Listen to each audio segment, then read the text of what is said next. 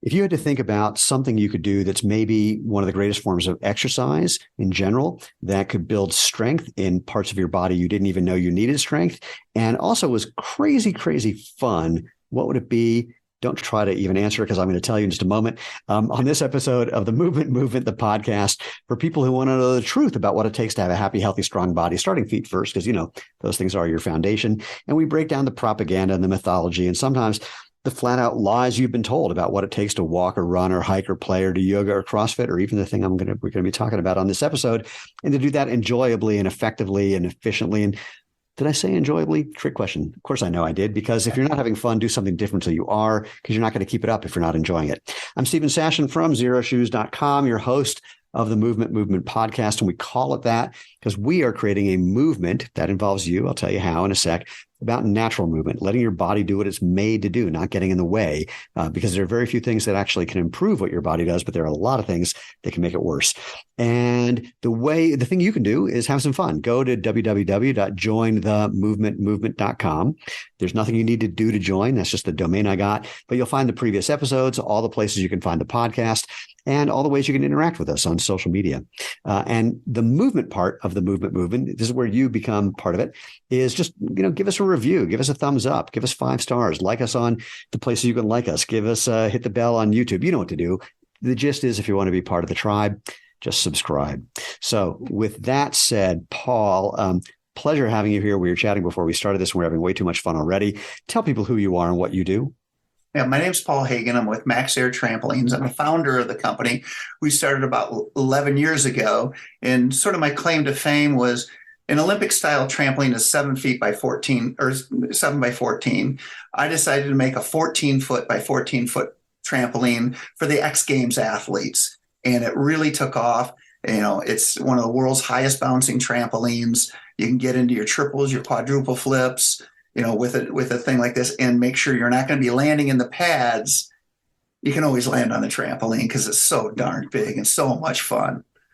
So you just gave me and first of all, I know most of people listening to this are not going to be throwing triples and quads and maybe have never even thought about being on a trampoline. And I want to talk about that, about why trampolining can be really good, even if people have never been on and are not gymnasts and are not thinking about that. But I have to start by saying this. You just gave me a flashback to when I was at the Woodward Gymnastics Camp in 1978, 79, I don't remember which, and they just gotten the first Aussie bed tramp. And that was an amazing thing. So in the process of you describing what you've done to not only make the trampoline bigger, which has physics problems attached to it, but make it better and high bouncing, can you talk about the physics of that before we launch into why people might want to play on one of these? Well, the trampoline is a string bed trampoline that allows the air to go through. So the first thing is, if you take a tennis racket, air goes through it really quick. If you wrap a newspaper around it, you can feel that resistance, that wind resistance. That's why the backyard black trampoline doesn't have any air going through it, so it's got a lot of resistance, so it doesn't throw you very high. So ours allows the air to go through, but still be comfortable on the feet and the elbows and the knees when you do your body skills.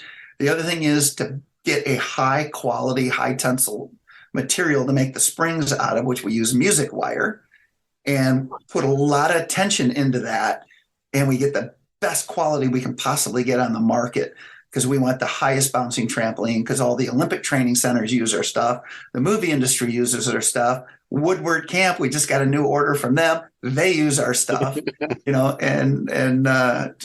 it's so much fun. The other thing with trampoline, one of the quickest things that'll bring up real quick is the astronauts use the trampoline when they come back from Earth, because they've been in this weightless area, and their bones get lighter and brittle. Well, they put them on little jogging trampolines to increase bone density. So when you jump on a trampoline, especially a world-class athlete, their bones get stronger. And so if you have a real bad fall, unfortunately, your bones don't break, your ligaments go. And a ligament injury is much worse than a bone injury. Bone injury, 8 weeks, you're back in the thing. Ligament injury, it's a lot longer healing time. That's interesting. I had a DEXA scan, so not from gymnastics and trampoline, but although that was definitely a part of it, but I've been a sprinter now for the last 15 years. And when I had a DEXA scan and they looked at my bone density from basically my navel down, just was like steel rods. And many people don't know. In fact, here, I'll let you do it. Can you talk about what it is about bouncing that helps with bone density? Well, it's just that pounding that you get. That, with trampoline, it feels like it's not very violent. Like when you hit concrete and you're running, especially if you're not running right, you're putting a lot of jar into there. So you'll end up getting shin splints, things like that. If you do it properly, you're building the bone density in your legs and in your body. So trampoline allows you to do that. Our top guys have pulled almost 9 Gs at the bottom of the bounce and going up, which is incredible. If you're a 200-pound trampolinist jumping 20 feet in the air, pulling 8, 9 Gs, that is an incredible force on the body. And if you weren't bouncing and building that bone density, your body couldn't hold up. So learning that is phenomenal. And if people haven't watched, most people think about trampolines in their backyard or a friend's backyard or, one of those circular black bed things with a net around it, but they haven't seen what people are doing on tramps. And again, before we get into why and how someone can start experimenting with this and experiencing it, talk about, how do I want to say this? Egad, I had a thought until I coughed and then it flew right out of my head. It was there a second ago. Screw it. We'll go on to something else. Okay. For people who've never thought about getting on a trampoline, which is not part of their mindset, give me your elevator pitch about why they might want to try that and how they could get started. Well, getting a trampoline, is all good, but to really enjoy the trampoline, if you get a top quality, anything like a bicycle or whatever, you get a top quality trampoline, it's going to be a lot more pleasurable. It's going to be a lot of fun. If you get a coach to tell you how to go through the proper progressions, you reduce the fear level that we have in trampoline, because that was one of the things that I'd have problems with, is if somebody got really scared, it kind of meant the end of their career, right? So having fun and having proper instruction takes the fear from bouncing high, and then you can just always add another flip, always add another twist. So if your audience goes and looks at like Olympic style trampolining or looks at anybody in the Olympics, they will not believe how high these guys and girls are going. Girls are going nearly 20 feet in the air. Guys are nearly going 25 feet in the air. They're doing 3 and 4 flips. Every trick has got a twist in it with a triple or a double. It's just incredible what they're doing on the trampoline these days. So they are super fit athletes. Oh, no, it's amazing. I've gotten into watching certain things on YouTube. And YouTube, of course, makes recommendations. And once it thinks it knows what you want to watch, it just keeps showing you more and more. And watching all the trampoline stuff, both just regular trampoline or mini tramp stuff, it's unbelievable what people are doing. And I imagine that if someone watches that, it could be intimidating, but you don't have to be doing all of those insane things to be getting the benefits and also having fun doing it. If somebody was going to start from scratch, they'd never been on a trampoline before, what would you tell them? It's just work on your bounce and control, and just learning to get that balance and get that feeling from your feet all the way to your head, that you're in control, you can bounce up and down. And then you want to start with just basic body skills, the seat drop, the stomach drop, the doggy drop. And from there, you're adding twists, you're adding turns, and then working on the technique. Is your toes pointed? Are you having good body lines? If you're not, if your core isn't tight, you're going to snap your back. It's going to jerk back. So, learning to have everything in line while you're bouncing and then just kind of experimental play, I think, is important with trampoline, and just enjoy the sheer fun of it. So a tramp that you'll go buy, at a toy store, I don't know, they still have toy stores, wherever you would buy sort of a normal backyard tramp, they've put a net around it to in theory, make things safer. What's your take on nets and safety? Well, the nets, if you have an above ground trampoline, you do want a net because you don't have spotters there catching people and pushing them. In the old school, when you're in PE class, I had everybody standing around to push everybody back to the center, right? Well, here at MaxAir, what we did was we made a trampoline where the padding went out 4 feet from the bed of the trampoline. So you got 4 feet of safety landing area. And then we put a net up, because the nets, if they're real close to the bed, you can flip and land on the post into the net and, get injured that way. So we tried to design ours So they have that a lot further away from the bouncing surface. So if you take a fall, you're more like rolling into the pads and then the nets. Well, and the whole pad situation has changed. I mean, the high school tramps that people may remember, you're basically having a thin, relatively hard pad just over a bunch of metal. And so I imagine yours is a whole different technology there too. And we listened to our customer. One of our first customers is like, we want bigger pads, make them thicker, bigger, thicker. And I'm like, wow, that's all going to be a lot of money.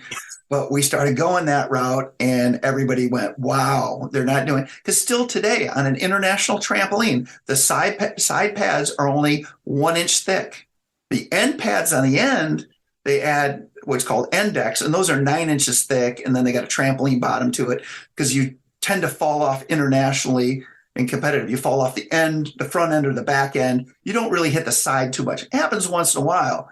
But can you imagine jumping from 18 feet in the air and landing on a 1 inch pad on a steel frame?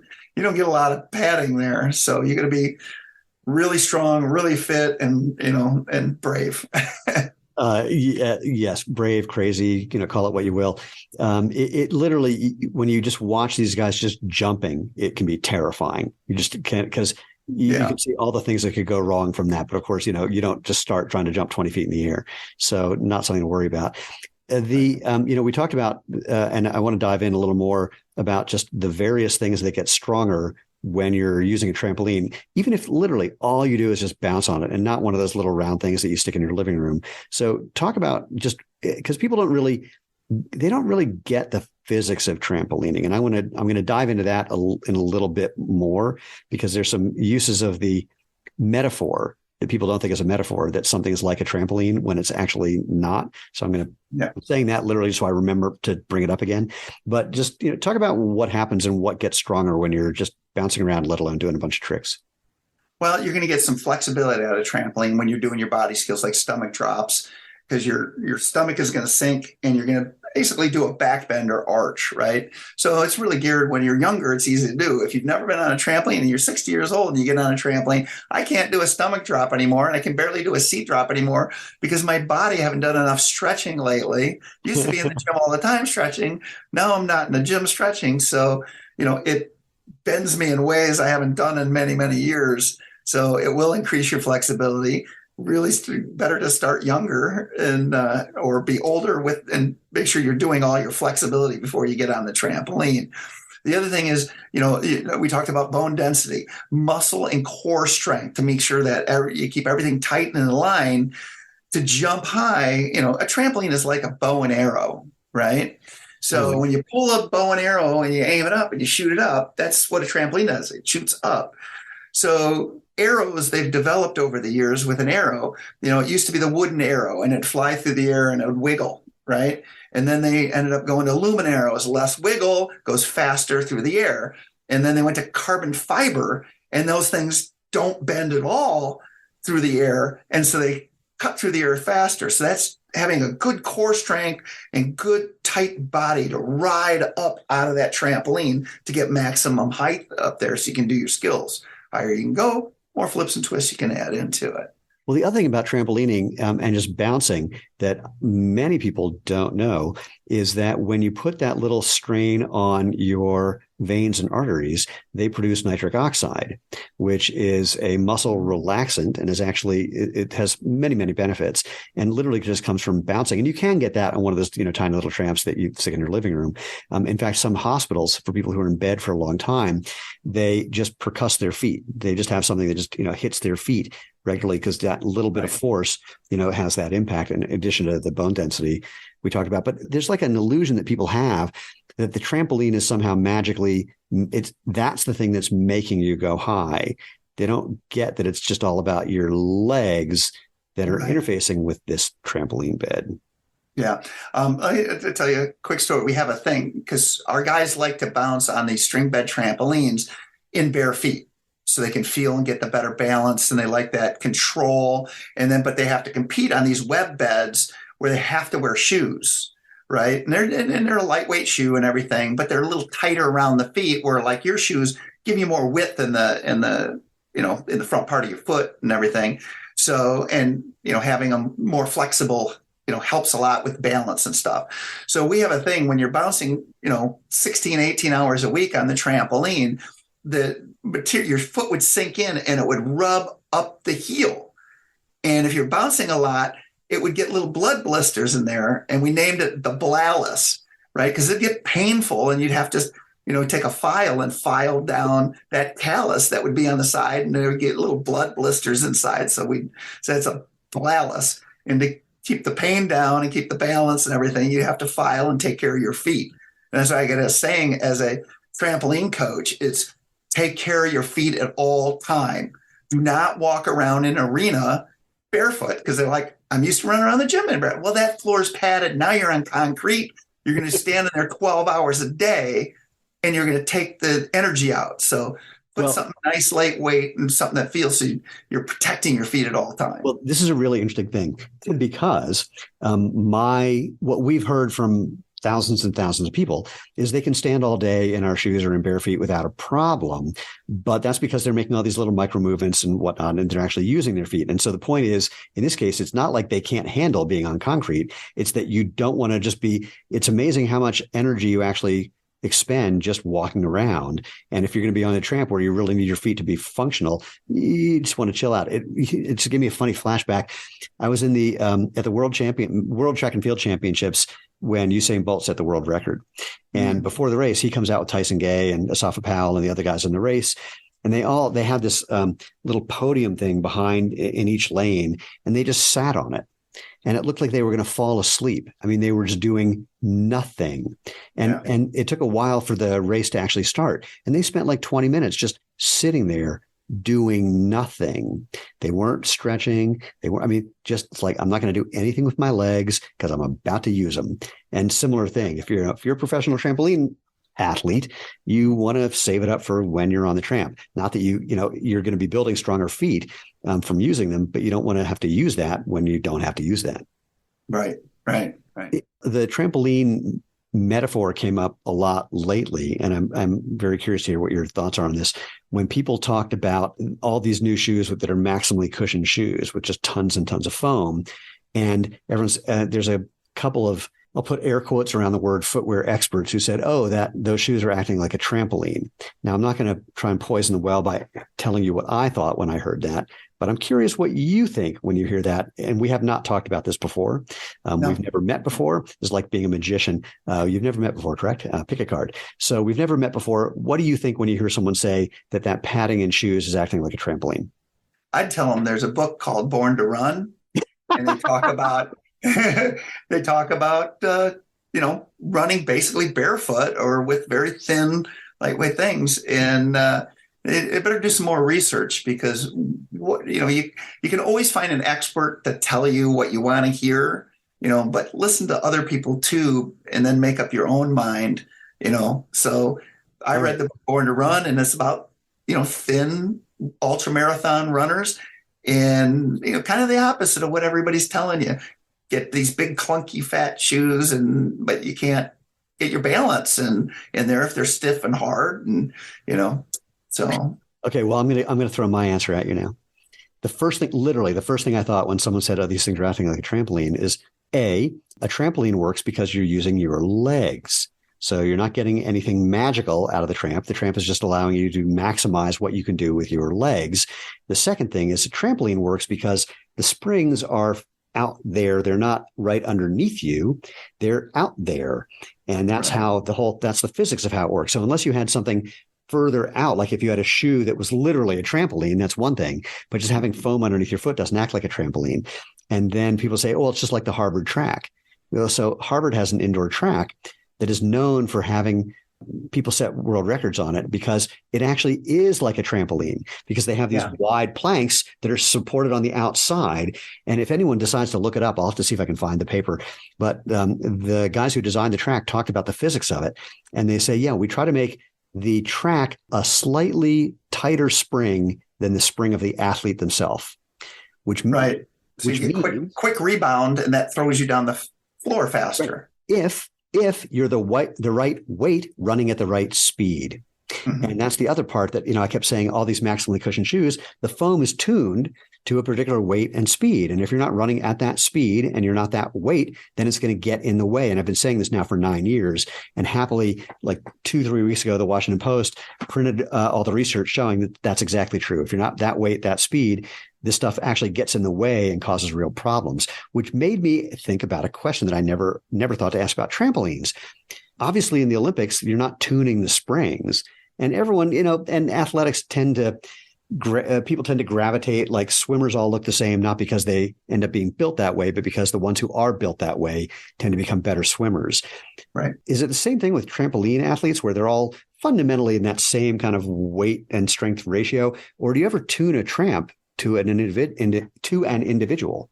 No, you don't really tune a trampoline to the individual. Actually, I've been experimenting with that, trying to get that to happen for certain people. And we could dial it with different springs and do that to tune it. But with the international trampoline, that they use in the Olympics, everybody has the exact same thing.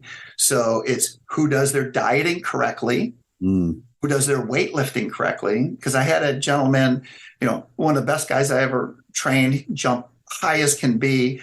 And he got a knee injury. So he went in the weight room. His brother's a professional football player, very athletic family. And he starts hitting the weights big time. And he comes in, he's now from 195, he's now 225 of all muscle. And he can't jump as high because he weighs too much, right? So I'm like, listen, you're changing the way you eat. You're changing, the way you exercise. And I want you down in the next 4 months before you start getting into competition. You got to get down to 185 pounds.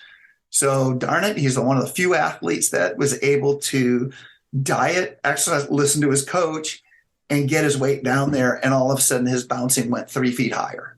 Wow. So is there... big muscle doesn't fly, fat don't fly either. Well, it's a similar thing. If you look at sprinters, it's really interesting to see how the sprinter body has changed, because a lot of sprinters came out of not only track and field, but also football. And these guys were just massive. And now you're watching these sprinters who, if you met them on the street, you think you could knock them over, with a feather. They apply force into the ground brilliantly. They're super strong, but they're just not as big.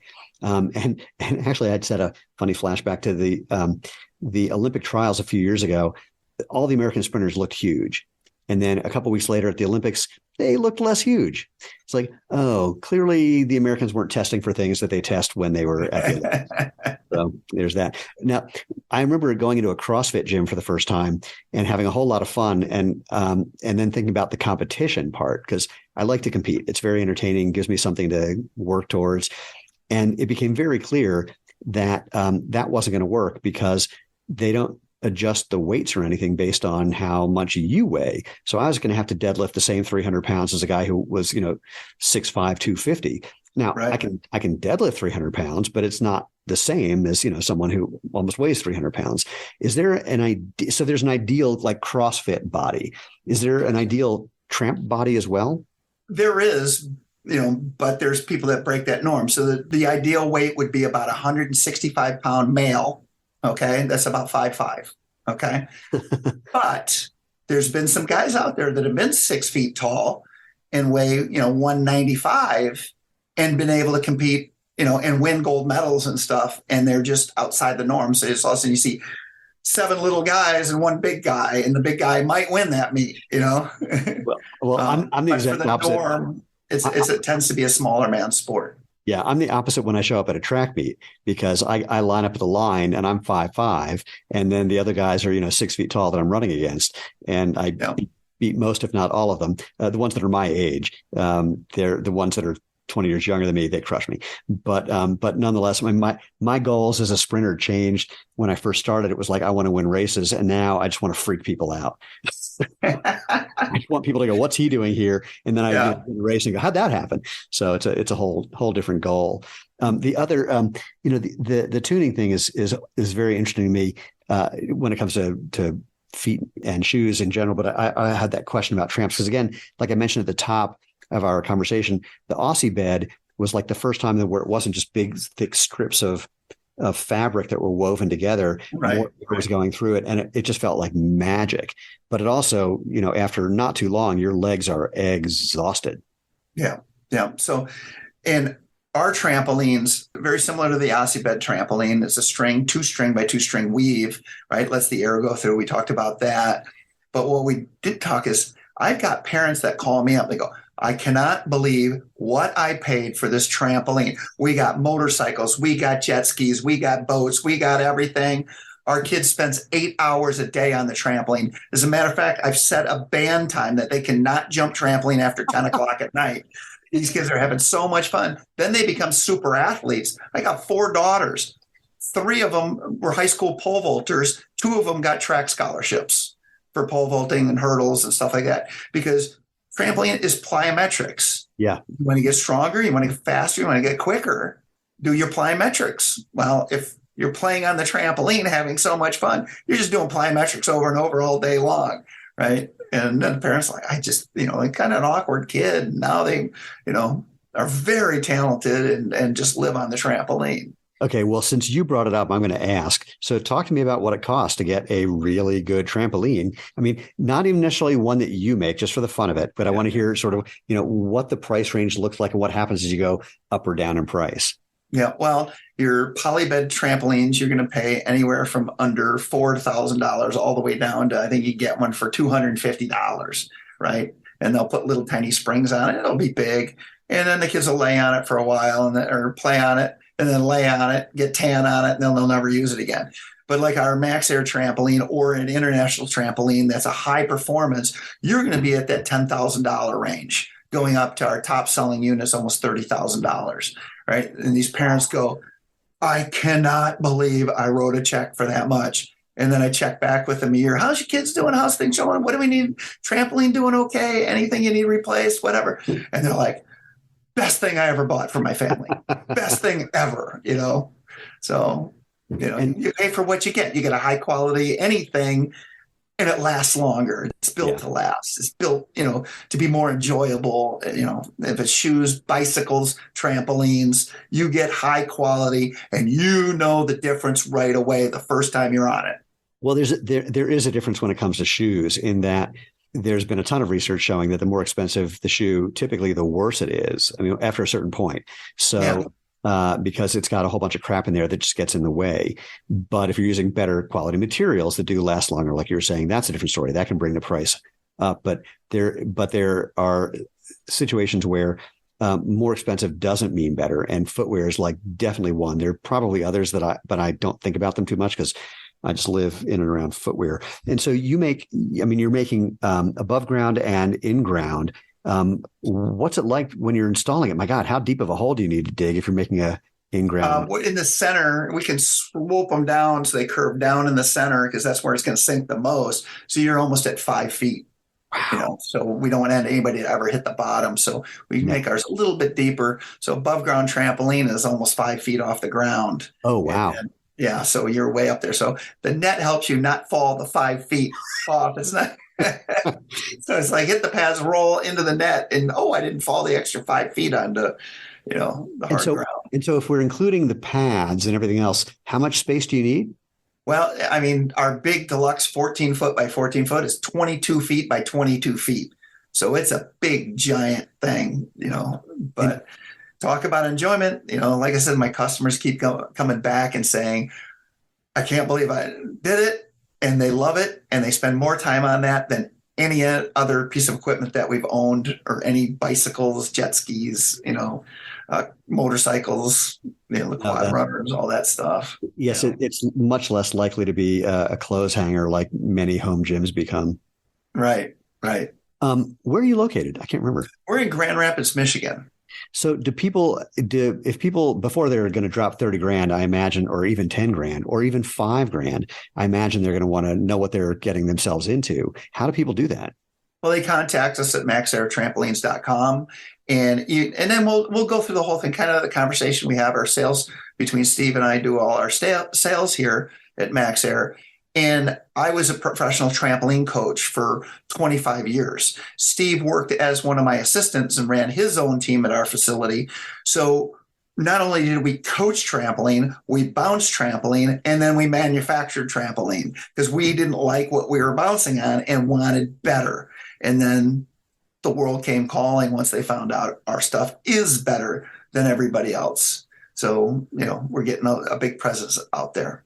But again, I imagine, look, if it was me, ignoring the fact that I'm going to be 61 and I got whatever's going on with my spine and whatnot, I still like to bounce. It's still super fun. But, if I'm going to drop any amount of money, I'm definitely going to want to go feel it first, which of course it's the puppy dog clothes. Like you don't have to take the puppy now. Our puppy, it was when we got our dog, we got him almost a year ago. My wife and I never had a dog.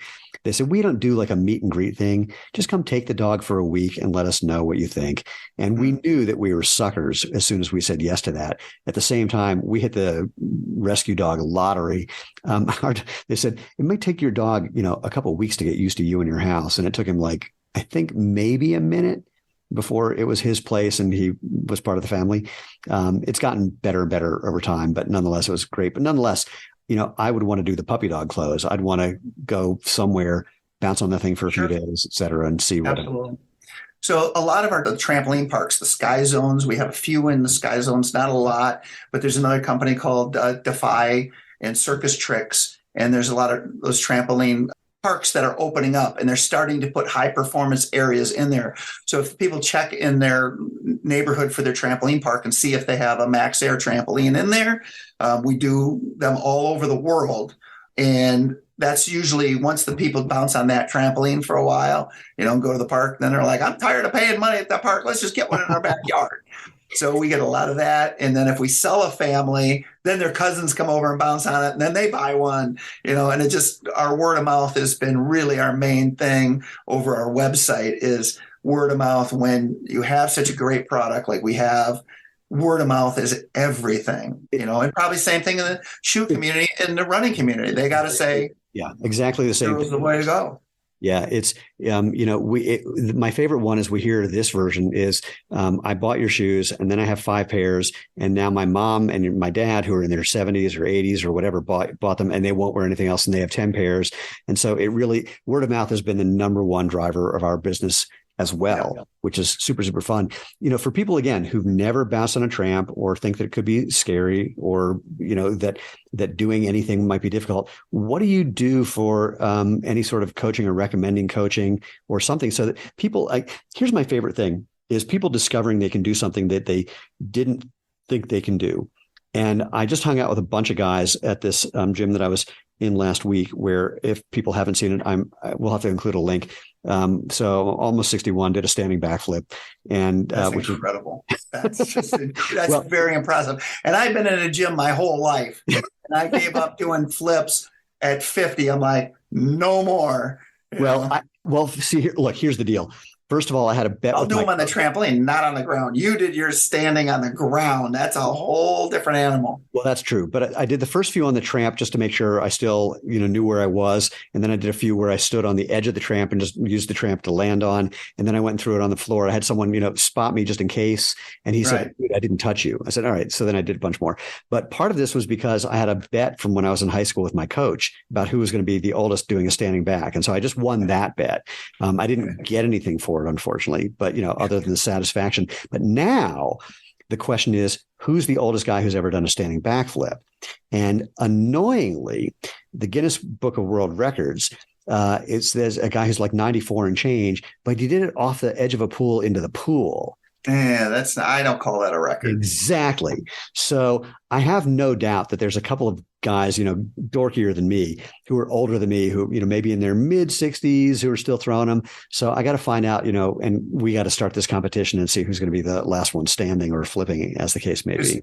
To do, and I'm a fairly fit guy, right? When I go out snow skiing, I love to snow ski. And I ski 30 miles by the end of the day, from the start of the day, which is a lot of miles, So my fitness is really high. I'm not doing a standing back tuck. Your fitness has got to be at another level because, did you feel it the next day in your stomach, the stomach muscles, the abs? Because it's a lot of core. No. People think it's all in the legs. No, it was. There's a lot of core to get those legs up over your head quickly, and that's your stomach. Yeah, it was 48 hours later where my lower abs were like, oh, yeah. What did I do? it wasn't actually too bad, but I definitely, I only did like 7 or 8 of them.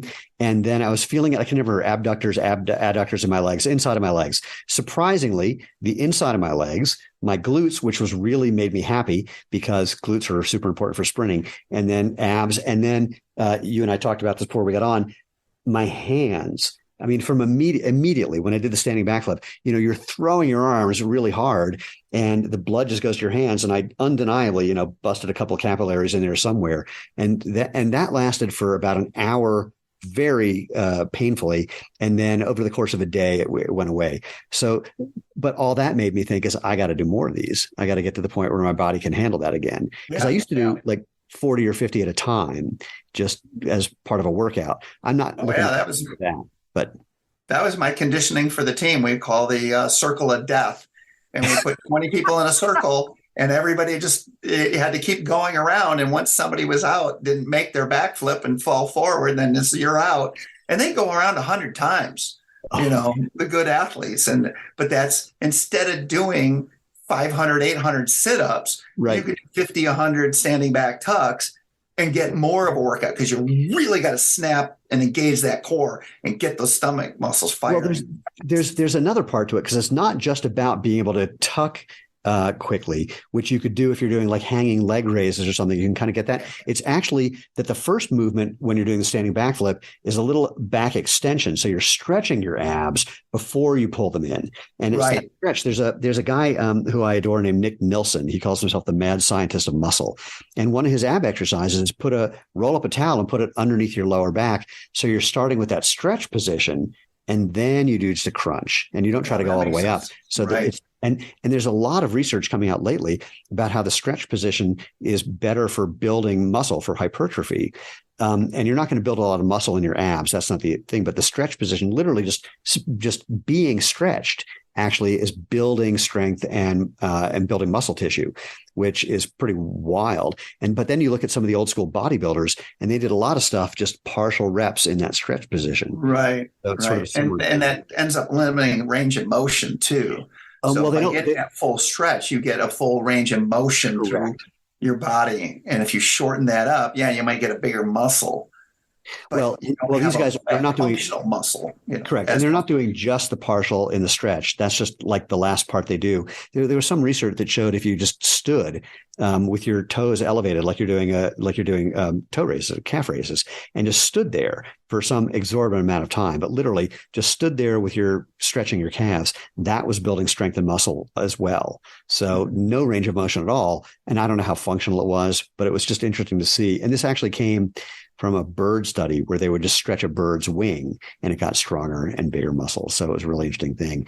But we can't finish this conversation without talking about by far the craziest thing I've ever seen, and trampolines that make yours seem, like those little round things that you put in your living room.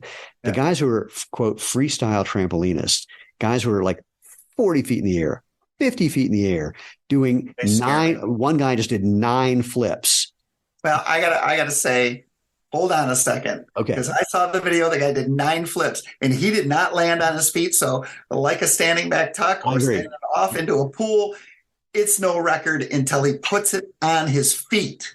That's a record. So this other stuff, guessing where you are in the air because you're spinning so fast, and lucky you didn't kill yourself on the trampoline, and they throw in a mat and everybody goes nuts. He's not dead. Give him a big hug. Well, let me say this. A, I agree with you. I had the same thought. And B, let's be clear. We're arguing about whether a guy just threw 8.5 or 9, right. or 8 3/4. 8 3/4, right. Land on your head. Yeah, this is a purist argument. Yeah, I'm worried about those young men because they're missing a lot of progressions. Yeah. And they're just chucking it, going it. They're very brave. They're very stupid. Yeah. And they can't do a lot of the intermediate skills to make them truly great.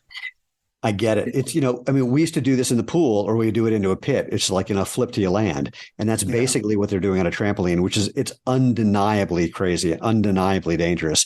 And it's also though, one of those things that, from when you and I were competing, the things that we were doing now 5-year-olds are doing. I mean, the things that people are doing now, we never even dreamed of doing.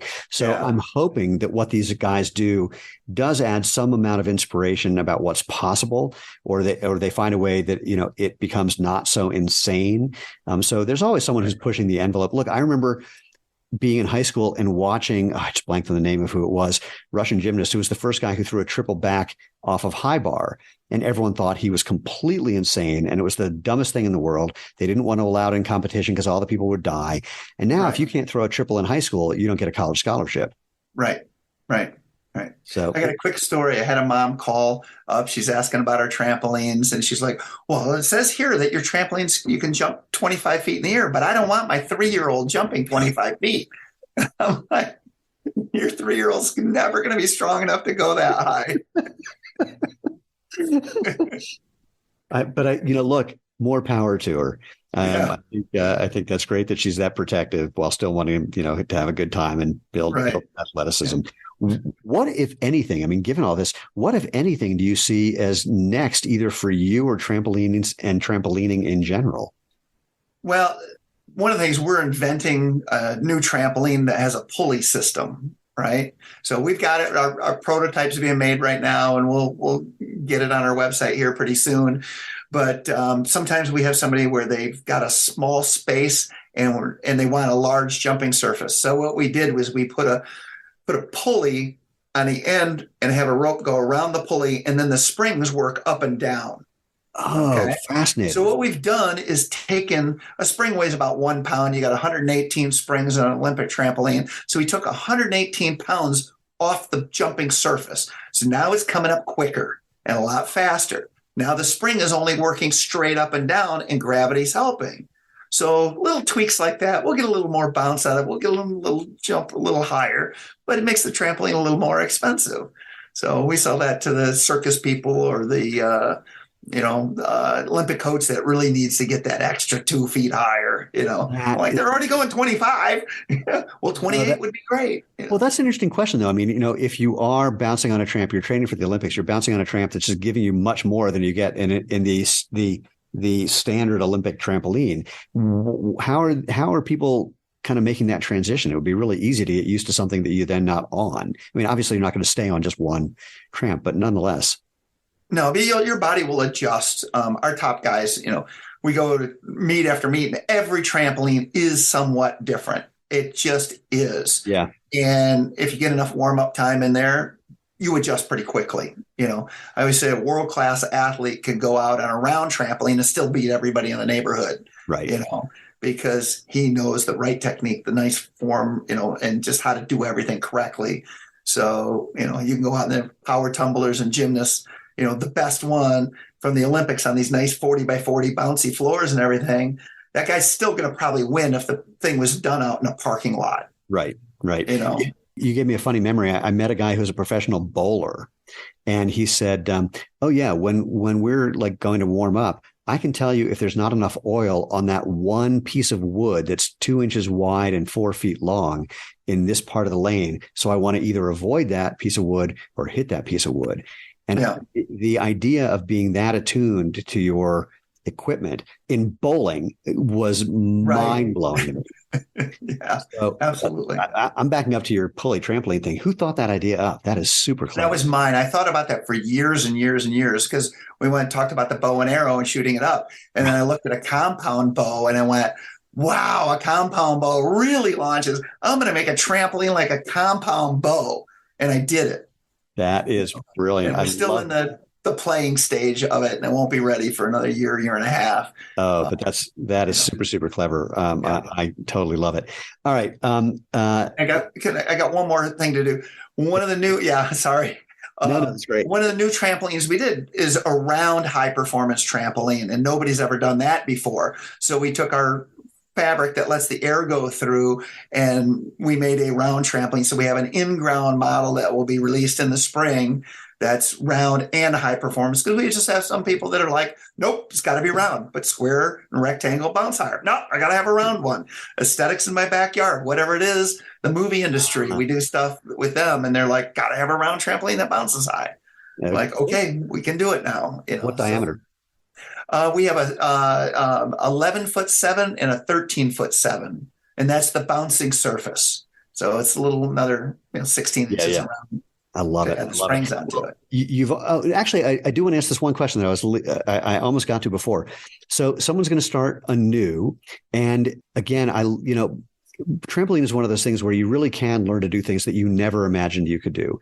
Yes. Who thought they could do a backflip, and you find that you can, and it's not only not as hard as you think, but it's not what you think. People think you have to, throw yourself backwards to do it, or for a front flip, you throw your body down to do it. It's right. Definitely not what you think, and discovering that there's movement patterns that work differently than what you imagine, I think is really, really interesting.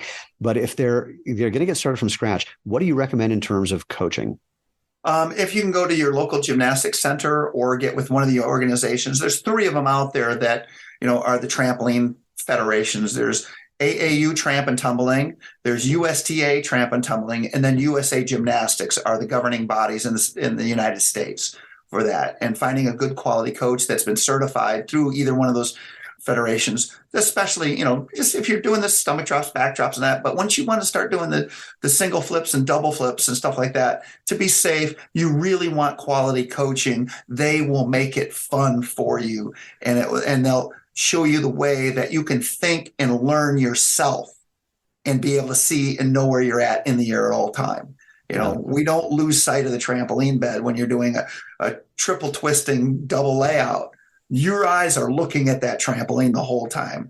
They don't, so learning from a coach telling you the right things to do, where to look, how to bounce, how to be in shape, all that stuff, and give you the drills and follow proper progressions will make it a safe, fun sport for everybody. I can't think of a better note to end on. So, Paul, first of all, thank you. This has been a total pleasure. Secondly, while you've mentioned it a number of times, please tell people if they want to find out more, how they can find you and get in touch with you.